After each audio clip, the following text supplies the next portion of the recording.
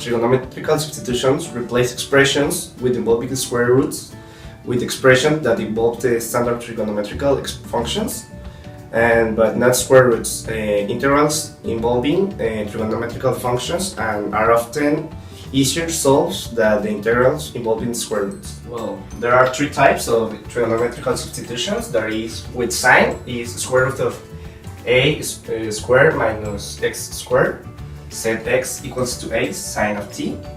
Number two is the square root of a squared plus x squared, set x equal to a is with tangent.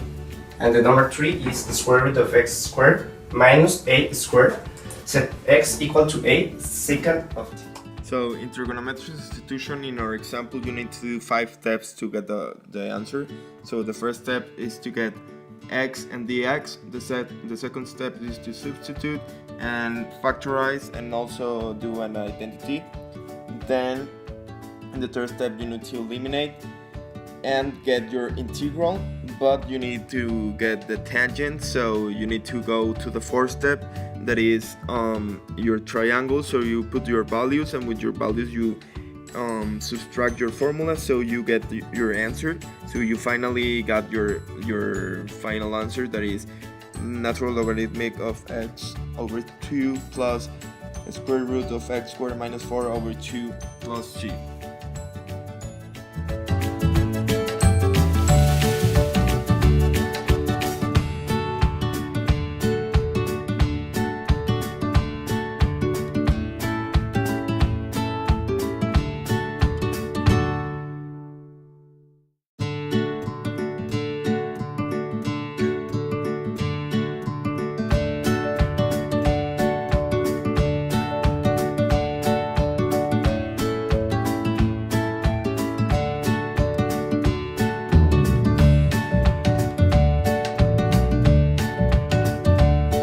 So here is our problem.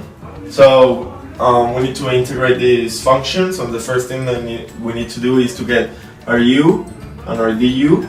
So our u is 1 minus x squared, and our du is the derivative of this function. So it is minus 2x dx. So the next thing that we need to do is, as it is a trigonometric equation, we need to put our triangle. Here is our angle beta. This part is our x. This one is a square root of 1 minus x squared, and the hypotenuse is 1. So sine is the same as saying cateto opuesto, that is CO over hypotenuse. So we know that sine of beta is the opuesto, that is x, over 1, that is the hypotenuse. So, and the cosine is cateto adyacente over hypotenuse, that is the same as saying square root of 1 minus x squared over 1. So next we need to subtract the sine. So it's going to be beta is equal to sine to the minus 1, that is the same as saying arc sine, x over 1. So this, we need to get our x. So our x is sine of beta, and our dx is equal to cosine of beta d beta, and cosine is the same as saying 1 square root of 1 minus x squared. That is the same. Cosine of beta is the same as this. So because we subtract this part. After we have these three values, we need to substitute in the original equation, that is the integral of x is equal to sine squared of beta. Square root of 1 minus x squared is equal to cosine.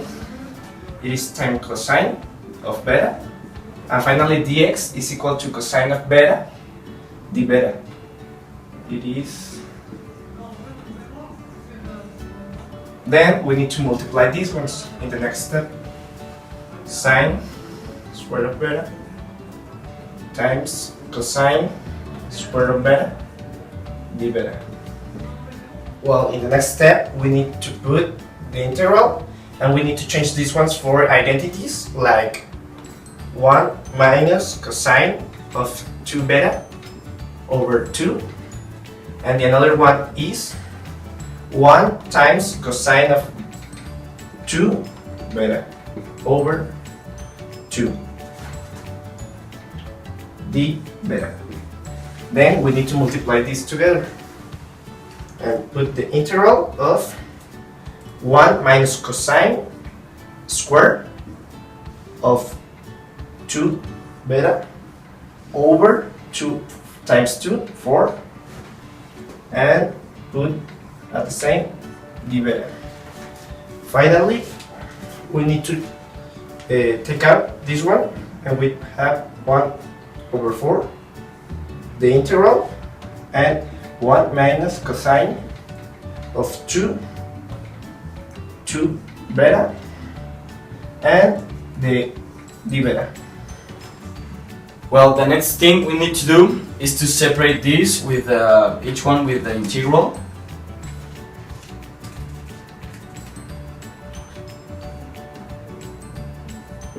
And also with this.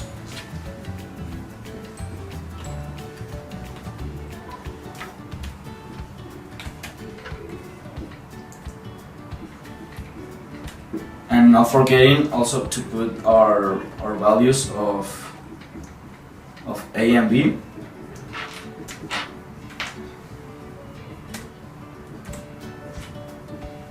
And then we need to change this to the identity that we all know that is 1/4 and 1 plus cosine times 4 beta d beta over 2,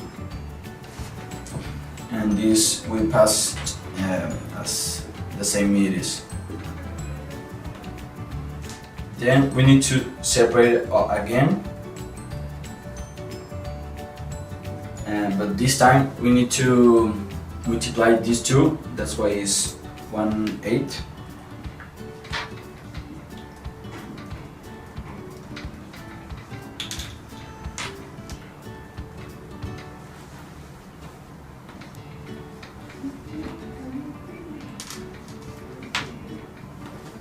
So the next step we need to do is to get our u and our du. Our u is 4 beta.